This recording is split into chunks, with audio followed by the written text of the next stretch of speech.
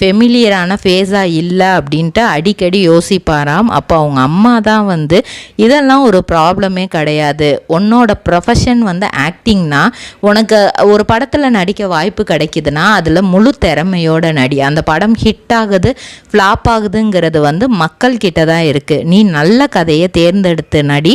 அந்த கதையில் வந்து மக்களுக்கு ஏதாவது சொல்கிற விதமாக இருக்கணும்.